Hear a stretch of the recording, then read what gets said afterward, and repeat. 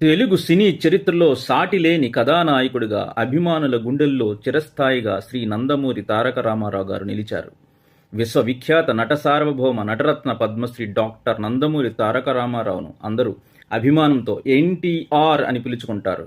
తెలుగువారు అన్నగారు అనే అభిమానంతో పిలుచుకునే నందమూరి తారక రామారావు 1923 మే 28వ తేదీన ఉమ్మడి ఆంధ్రప్రదేశ్ రాష్ట్రంలోని కృష్ణా జిల్లా పామరు మండలంలోని నిమ్మకూరు గ్రామంలో లక్ష్మయ్య వెంకట్రామమ్మ దంపతులకు జన్మించారు. శ్రీ నందమూరి తారక రామారావు గారు 50 సంవత్సరాల పైగా తెలుగు సినిమా రంగంలో కథానాయకునిగా రాణించారు.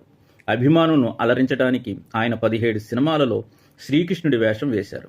50వ దశకంలో 76 సినిమాల్లో నటించగా 60వ దశకంలో 119 సినిమాల్లో నటించారు. ఇక 70వ దశకంలో 77 సినిమాల్లో నటించగా 80వ దశకంలో 25 సినిమాల్లో నటించారు.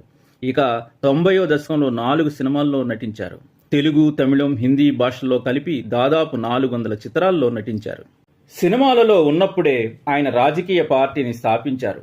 1982లో తెలుగుదేశం పార్టీని స్థాపించిన అనంతరం ఎన్టీఆర్ ప్రచార రీత్యా 90 రోజుల వ్యవధిలో 35,000 కిలోమీటర్లు ప్రయాణించారు. ఆంధ్రప్రదేశ్ రాష్ట్రం ఏర్పడిన తర్వాత తొలి కాంగ్రెసేతర ముఖ్యమంత్రిగా చరిత్రలో సరికొత్త అధ్యాయాన్ని తన పేరున లిఖించుకున్నారు.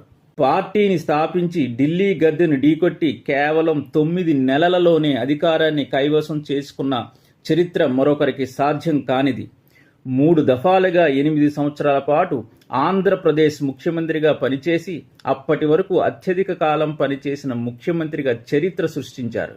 నటుడిగా, దర్శకుడిగా, నిర్మాతగా, స్టూడియో అధినేతగా, రాజకీయవేత్తగా, ముఖ్యమంత్రిగా ఎవరికీ సాధ్యం కాని రీతిలో ప్రజలందరి చేత మహానటుడిగా మరియు మహానాయకుడిగా జేజేలు పలికించుకున్న శ్రీ నందమూరి తారక రామారావు గారు ఆయన పుట్టి 100 సంవత్సరాలైనా ఇంకా ప్రపంచంలో ఉన్న అందరి తెలుగు వారి గుండెల్లో జీవించే ఉన్నారు. అందుకే ఆయన శతపురుషుడు, యుగపురుషుడు.